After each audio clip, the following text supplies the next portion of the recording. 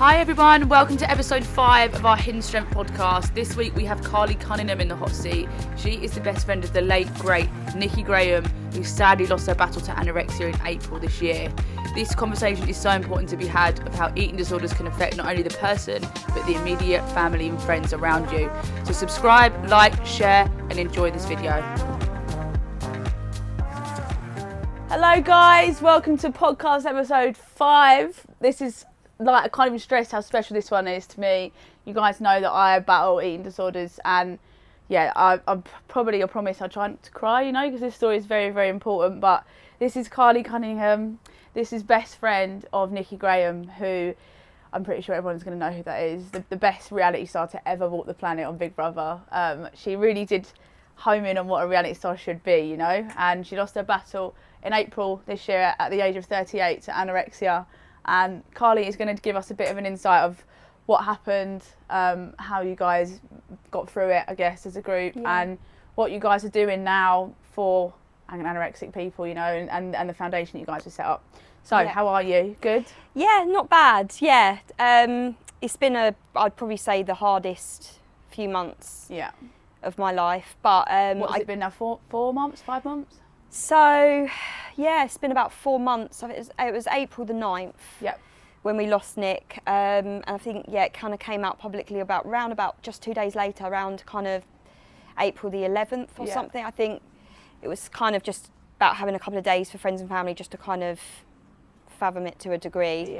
Yeah. Before the world wants to talk to you about what's happened. Which was going to be hard enough anyway. Yeah. So, but yeah, it's been probably about 4 months, I'd say, without her.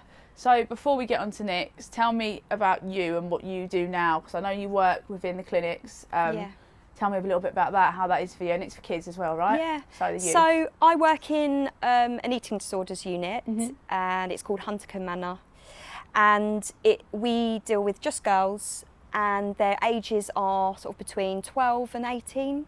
Amazing. So they're very young. Some of them are like babies. They are babies. When you see them come in, you're just like, oh, because they're there without their parents and whatnot, and they're really having the worst time of their lives. That's the hardest bit about it, when you're so alone. Yeah. Like, I know, because I was in an eating disorder clinic as well, so I understand how that feels, and it must be very rewarding for you to be able to help these girls, and wasn't it the place where you and Nikki met as well? Yeah, so it's mad really, because that's why I'm a massive believer in fate, I think. Absolutely. Because me and Nikki met, I was 12, she was probably about 14.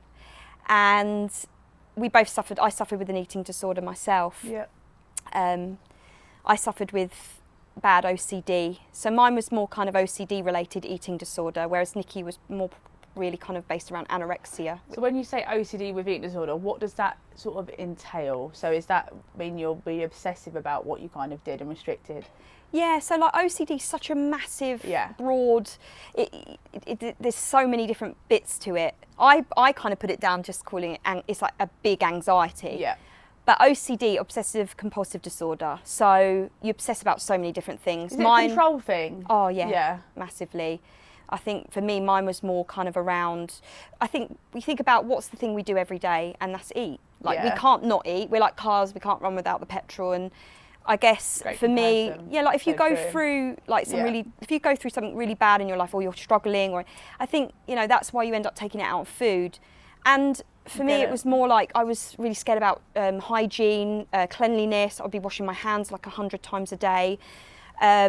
And then I started to take it out on food, where I thought my food wasn't clean. I didn't want anyone touching my food. I thought it was contaminated. Wow. And then before I knew it, I was down to just under 4 stone, 27 kilograms. Wow. I then went into a general ward. Weirdly, the general ward I went into, Nikki was in, I think, either just before me or just after me, but either way, we had the same nurses. We hadn't met at this point. That's the weird part about it. That was Hillingdon Hospital. Yeah. And then we both ended up at Huntercombe. I'd already been there quite a few months, so I was slightly more more controlled weight, healthy weight, should I say? And when Nikki arrived, she was really quite poorly. But it was like a film. We were on the staircase. She looked at me, I looked at her, and it was one of those like I just knew. Instant connection. It was just an instant connection, and I just knew that I think where I was getting a bit better, I thought I really like her, and I really want to help her. And I felt like she helped me as well along the journey. So it was fate.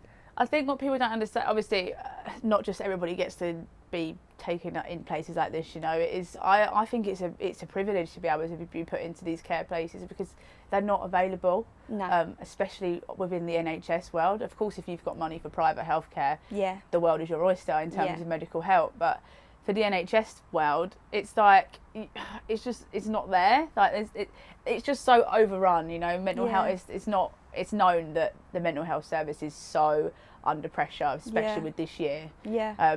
Do you feel like this year has been an impact on it was an impact on Nikki, maybe yourself as well? Do you feel like you struggled mentally because of being stuck indoors, you know? Yeah. I think this whole kind of lockdown thing it was so hard, and the thing with Nix is she was such a social butterfly. She loved going out. I get that. Yeah, I get it. Yeah, and I loved going out. I mean, I love going out, and I think, you know, she just loved being around her friends and her family and doing fun things. I think you do in life, don't you? It's what keeps you going. You need structure. I think structure is so important, and I think that's what we all lost in coronavirus, was that structure. Hence why kind of mental health really hit so hard. But they did state that with eating disorders, that literally went through the roof. And sadly, Nikki was one of those people. For me, because I now work in an eating disorders unit, Huntercombe, where Nikki and I met, weirdly I now work there, which my mum and Nikki both said to me, Carly, you're really good at helping people with this and having an understanding. Like, you should do it. So I did it, and I've been there a year now. But I bet it's so incredible, isn't it, helping people like that? It's incredible. Especially from somewhere where you've been. Yeah. That's amazing. Strange because I see the room that I was in, I see the room Nikki was in. That's so weird, isn't it? Me and Nikki used to run riot in Huntercombe. Even though we were ill, we just literally caused havoc in that place. So when I was in mine, me and one of my friends, her name was Jo, we obviously, you're not allowed out, are you? Like it's like being in a prison almost. It is to a degree. The one I was in London, and I got granted one little walk around the block. Yeah. And we were like, we've been in it for 3 months. We just want to have some fun, you know. Yeah. So I remember sneaking and buying the tiniest little bottle of vodka that I could get, and we ended up drinking it. And it was like we shouldn't have done it because Jo was so underweight, bless her. It put her straight into hospital, and it was like a reality check for me because I wasn't at that point yet where I was like seriously in trouble where I could lose my life. Like I was just really struggling mentally with it, and to then that was like a reality check, you know. You're thinking, hold on, it's such a bad illness, you know. Yeah, it was so much fun for 5 minutes because we wanted to have some fun because we've been under what felt like a prison. Yeah. But then the backlash of it was just like bad. My friend's now being taken out to A&E, you know, because her body can't handle this. No. That's why we're in here. Yeah. So it's like a reality check. So I get when you say you run riot in there because you are in there with your friends essentially. Yeah, I mean, I can't say we did the vodka thing because we were like 12 and 14. We probably could have done with it actually. I know, that's what I mean. It's like we could have. You're so like mentally under. It feels like you're under a microscope, don't you? Like all the time. You never get like. There were points when I was in there where I was under suicide watch a lot, and it's for me having somebody sleeping at the end of your not even sleeping at the end of your bed. You're asleep and somebody sat at the end of your bed watching you sleep because they're worried about what you're going to do to yourself. So it was like.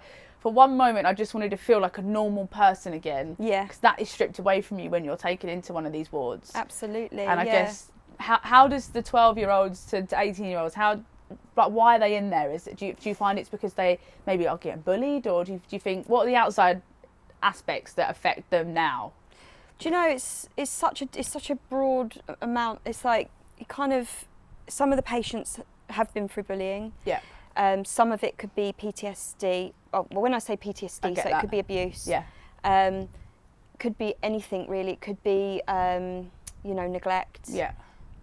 There's so many things that I think affect, especially as a young child, that then actually goes on to develop in adult life, which is why you find some children don't get it as children. They get it later in life. It just comes earlier for some and not for others. Yeah. It's really weird. It's like a ticking time bomb almost. Absolutely. You don't know when it's going to kind of go. Sadly for Nikki and I, we were we were young, but I think at any age it's hard. Actually, if anything, as an adult, I think it's harder to help someone because you're more set in your ways. You're more focused. Whereas as a child, you can kind of change their way of thinking. I do a lot of key working sessions at my job, and where I just sit with the girls. Amazing. And really just kind of let them have some time just to be able to kind of talk. I get that. They have therapy as well, but I mean we just are there as well as extra support. Is yours like where? Because I know from my past experience when I was in there, it was very much like we did certain things through the day. Like there would be days where we'd sit with a nutritionalist, and then we'd sit with like an exercise person, and then we'd do therapy, CBT. So it was very much there was something to do all the time. You were very rarely were you left on your own to think about anything. And is that the kind of stuff that you guys do? We've got an occupational therapist. He's amazing, unbelievably good. Like, so he does all the activities side of things. He's brilliant. Then we've got like therapists who are amazing. They're just incredible at their job. And then there's us, the support workers, and we're with them the most actually. We're with them 24/7, morning till night, and then the night staff take over. And then we've got our nurses who are amazing. One particular called Frida, and she's been in kind of eating disorders for many, many years. Yeah. And she's the one that kind of the patients really dislike when they first come, because she's the one that actually, in my opinion, saves their lives. Mm-hmm. She tube feeds. She's strict, but strict in a caring, empathetic way. But by the end, you see these patients leave, and they love Frida. 100%. I look up to Frida. Hate them for a minute, but then you know what? When they save your life, you're like, you are my godsend. Absolutely, she's fantastic. I'll actually talk about her later on, but because she's starting her own business, and amazing. We're working with her through the money we've raised with Nikki. So, amazing. But she's fantastic. The staff there are great, and then the doctor that was there for me and Nikki, he's the top. I call the top dog at Huntercombe. He's such a lovely guy. The top psychiatrist doctor, he's still there. Wow. 23 years later. I imagine it's a profession that once you're in, you don't want to leave. Yeah. You're saving people's lives every single day, man. Yeah, absolutely. Every single day. But yeah, kind of going back to lockdown, that definitely was horrific for Nikki. That had such a bad impact on her. Her mum and her family and us, her friends. Eating disorders are not just the person that doesn't. It's not they're not going through it on their own, are they? No. It's the whole family, the whole friendship group's affected. Because I still don't think personally, if you've never been through it or had somebody close go through it, you don't get it. Yeah. It's such a taboo illness. Like really people just think, why are you not eating? I know. Why eat. Why are you being sick? Like, oh, you're so skinny, or you would never. Saying you're so skinny is so offensive. Yeah. Like so offensive. Yeah. Although social media pressures have made us believe that being thin is like the ideal size, but you'd never say to somebody you're fat. No, so why are you going to say you're thin? Exactly. What's the difference? Because you don't know how that person's going to feel. Yeah. Like, do you feel like social media has a part to play in the world we're in now? The thing is with social media, in some ways, it's a great thing because it helps businesses, it helps people to kind of chat and, be sociable. But on the other end, I feel it's gone out of control. It's, with everything now where you can filter yourself and make yourself look slimmer. And it's like, it's not giving young people or anyone of any age, someone that's just at home suffering, whatever age they are, especially from mental health or an eating disorder, who already worrying about their weight. It's like a breeding ground. It is. And they're looking at some of these people thinking this is how you're meant to be, and it's not. And there's some people on social media now that actually do show you, and I love that. I think it was Vicky Patterson I saw recently. And Holly Hagan. On Holly Hagan, yeah. The before and after pictures of doing the right angles. Is this the right and one? I actually met Holly once at a party with Nikki. She's so lovely. We've got Holly on soon. Oh really? Yeah, she's such a lovely girl. And bulimic she is, isn't she? Yeah. So. And they're doing the kind of, this is what social media is like, but this is us in real life. And I think fair play to you 100% for doing that and showing that it's not all about being... I've got no problem personally with people editing their photos as long as they're honest about it. Yeah. Like, they're not pretending that is actually what they look like. Yeah, like, for example, Holly is so real. Yeah. Like, she'll show the picture that goes out and then she'll show the fact that she's just angled in the right way to catch that look. Yeah. Well, look, we've got it. Let's use it. And if it does make us girls feel better, or guys, let's use it. But at the same time... Guys are bloody worse. They are. Guys are worse, man. Guys are worse than girls. They are. But I think the fact of showing the real life as well is so important because, that's my thing with social media. It is a worry, especially for youngsters, because 100%. they're new to this. You know, like real youngsters, they're like really new to this, and they're like, oh my God, is this what I'm living up to? And if I can't live up to this, how? Then their brain is just like boggled by it. But so we had Bianca Gascoigne on here for, I think, episode 2. She's one of my best friends. She's great, but she suffers from body dysmorphia. Yeah. And she spoke about how I can't remember which main magazine it was, I'm not going to say it just in case it's the wrong one of the biggest tabloids put up a two-page spread about her, and they showed 6 different photos of her weight changing, or something about her image changing when she was going through tough periods of her life. Yeah. And they picked apart every single part of how she looked. And how is that allowed to be printed? Like, I don't know. They were all like bikini shots and stuff, and they were like, there was like arrows pointing about what was wrong with her and why she shouldn't look like that, and people can kill themselves over that. This is the thing, you know, they're wanting to put people out there, and you know, and that's great. I mean, my opinion, Bianca Gascoigne, she's beautiful, you know. It's so painful watching her go through what she does. It's horrible. I mean, to these people, how do they sleep at night? I know. How do they sleep at night? I know. You know, this is my thing about people in that industry. You know, don't get me wrong, some of them are lovely, but some of them, I just think to myself, what are you doing? Because that person is a human being. They've got a heart, they've got a brain, you know, they're a human being that is just doing a job. They're doing a job. The biggest shock to potentially my generation, your generation, was Caroline Flack. And watching that whole story pan out, how the press hunted her down to a point where she didn't want to live anymore. How they got away with that and nobody was held accountable is just nuts. It's crazy. Like, nuts. Absolutely crazy that this is even happening. This is the thing, you know, this whole thing with trolling as well. I mean, I've no words for people that want to troll. I don't get it. Do you know what? I'm yet to talk to somebody about trolling. I need to find somebody, because we need to prepare these kids for what they're going to be getting themselves into. Like, it's scary watching. It's like some of my nephew, for example. He wants a phone so bad. He's 5. He's 5 and he's not ready for this world yet. I'm going to protect him from it from as long as I can. And do. I will. Oh my God, don't you worry, I will. It's crazy. It's crazy out there. Well, when did you first get a phone? Because I was old. Jeez, do you know what? When 15? Yeah, because when we were in Huntercombe, 16.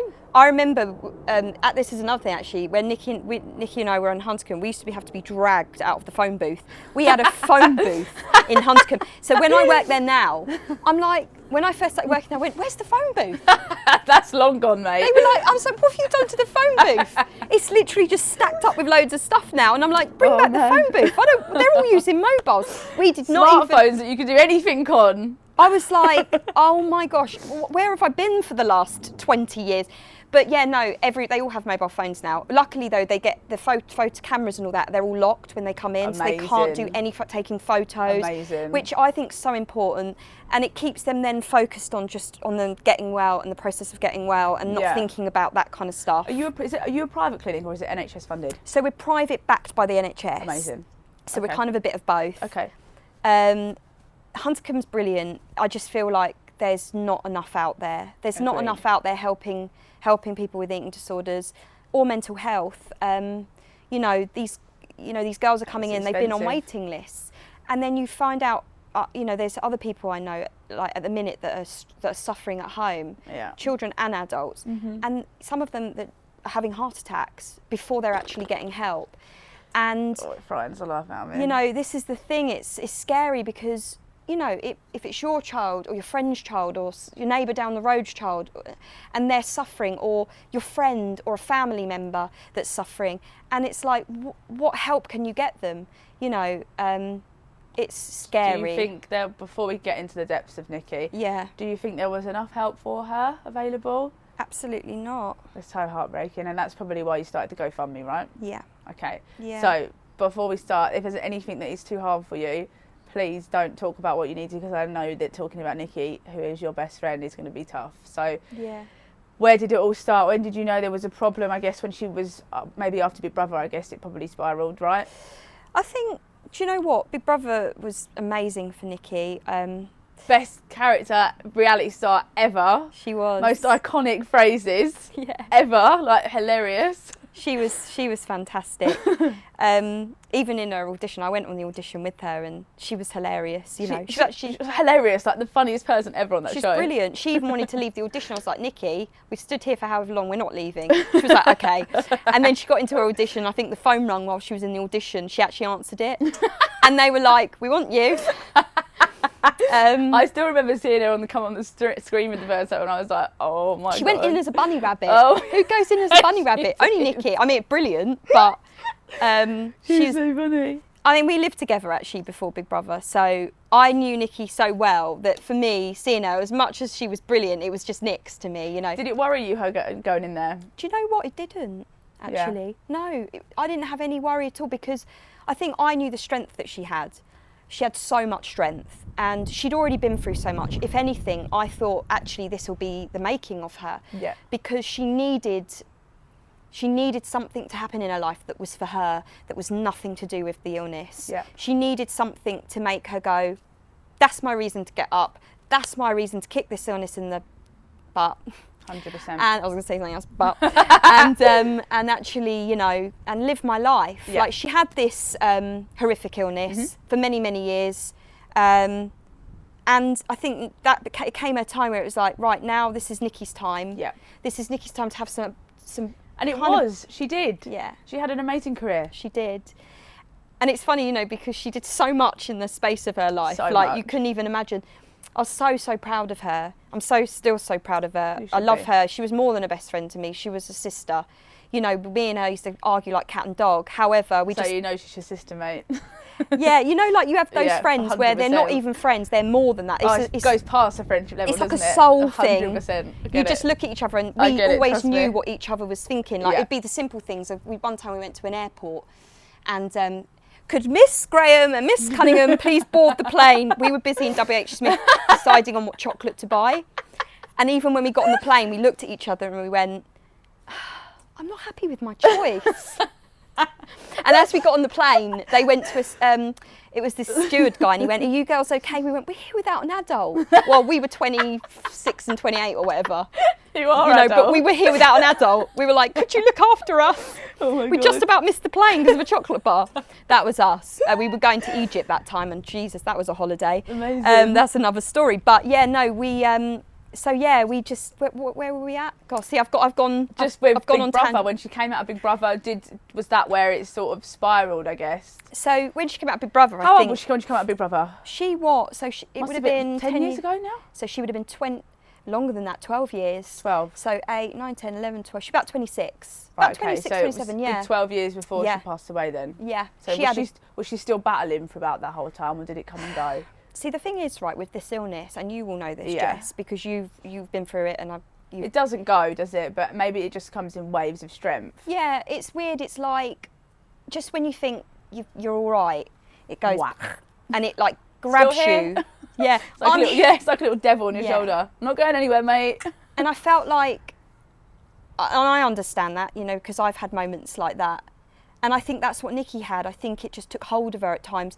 However, after Big Brother, I think she really got hold of it for quite a long time. Yeah, she had her moments, but she was good. You know, she really made the most. She enjoyed what she was doing. She was happy. She was living her best life. You know, we were all there for the ride. We all kind of went along with her. She seemed happy, and I felt like that was the best Nikki I'd seen. Like, and it was great. You Amazing. know. And then I think there was moments where it took hold of her again, and then she kind of come out of it. And then I think it was probably about 4.5 years ago, we went to Greece and we were doing some stuff out there, and I just felt like she was not in a good place. I felt like she was really struggling. Yeah. And me and my friends, we kind of sat down and we just said, look, Nick, we're worried about you. And this was just Nick. She was like, I'm all right, girls. Yeah. You know, but she wasn't really. She was struggling. I know we spoke before off camera. It's like, you saying that to her might have been a reward for her, because then she's like, I'm achieving my goals. I want to be small, and you're telling me I'm small. Yeah. So I get that, how that feels. It's a hard one, because you almost have to be careful to say too much. Yeah, because they look at it as encouragement. It's such a hard one, because you want to help them, but at the same time, people with anorexia, it's very competitive. It's a very, very competitive illness, and that's the sad thing. Yeah. They want to be as ill as the other person, but actually they're all just so unwell. They're all just competing against each other. And they don't realise that. No. They think they're not as bad, but they are. Yeah. And I see that in the clinic I work in. And I say to the girls, I say, look, let's just talk about your path now. Let's talk about you. And I just try and zoom in on just them and make them feel like, no, this is about you. This is about your journey, and this is about getting you well, to then go back on the outside world and live your life to live your best life and live to the best possible way without this horrible illness. Absolutely. And that's my way of trying to get around that. That's a great outlook. But I think because she was my best friend, it was harder, because for her to actually listen to me or her family, it's always harder, isn't it, right? Yeah, Listening to the ones you love. Course. I'm like that with my mum. You know, my mum's amazing, but sometimes when she tells me things, I'm like, I know best. Yeah. But really, she knows best. Yeah. But in the end, I go, all right, you knew best. It's like that. It's 100%. A weird one, and I'm sure you probably understand that, Jess, right? Well, when I was younger, my mum battles with food as well. Yeah. I think there was a situation when she was in school where it was like that she didn't want to eat a certain food. I'm sure it was like chunks of beef or something, and she can't eat it now. Yeah. But they tried to force feed her it, and back then when she was younger, like she's like in her 50s now, so that was when the schools were a lot more stricter and stuff. So you were forced to do things, I guess, and that incident alone still makes her struggle with food now. Like she's very, very particular in what she eats. Like she's like, it's like you have a regime, don't you? It's all about control and having certain aspects, and she still very much is the same. She doesn't push herself out of her boundaries of what she eats and stuff. And maybe that's where I kind of learnt to do things like that, because mental health is hereditary, unfortunately. Absolutely. I mean, I think even with OCD, if you have family members like parents or siblings or something that suffer with it, and you see them do that, weirdly it can rub off on you almost. 100%. I get it. My sister's bipolar as well, so it's in us. Yeah. It's weird. That's a weird one, isn't it? Because you almost think, is it almost a bit of a genetic thing? Because me and my mum have looked down my line, and there are some people that have suffered heavily with mental health. Yep. And I wonder if that's why then I went on to suffer. But then I think it could be a mixture of that, of like your family and your gene, but also just life stresses as well, like life stresses and what that can do to us. PTSD, or if you've had trauma, or I don't know, like we say earlier, bullying, or neglect, abuse, anything that with a gene, you're like, oh my God, I've got no hope, kind of thing. I get it totally.